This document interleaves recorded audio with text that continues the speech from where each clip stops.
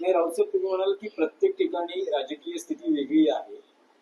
मुंबईमध्ये वेगळी आहे, ठाण्यात वेगळी आहे, पुण्यात वेगळी आहे. असं असताना 2 दिवसापूर्वी जितेंद्र आव्हाड, अविनाश जाधव, राजन विचारे अशी एक बैठक झाली.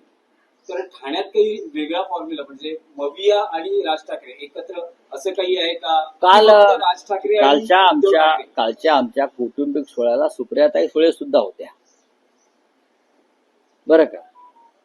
म्हणजे मविया आहेतच ना, मविया कुठे गेलेली नाही सोडून आम्हाला. महाराष्ट्र विकास आघाडी जी आहे तिचं अस्तित्व कायम आहे, तिचं कार्य कायम आहे, तिची भूमिका कायम आहे आणि तिचं महत्व कायम आहे. महानगरपालिकेसंदर्भातला एक वेगळा विचार असतो. त्याच्यामुळे कुठे महाविकास आघाडी कोणाकोणाला आम्ही सामावून घेऊ शकतो किंवा कुठे शिवसेना मनसे महाविकास आघाडीतल्या घटकांना सामावून घेऊ शकतो, ही एक साधी प्रोसेस नाहीये. त्याला एक इंग्रजीमध्ये तुम्ही लॉंग टर्म प्रोसेस म्हणतो आपण.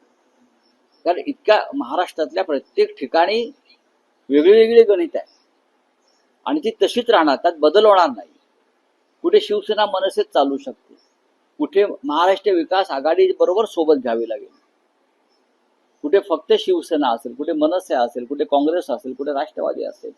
त्या प्रत्येकाबरोबर त्या भागामध्ये एकत्र बसून काम करून आम्हाला फायनल फॉर्म्युला ठरवावा लागेल.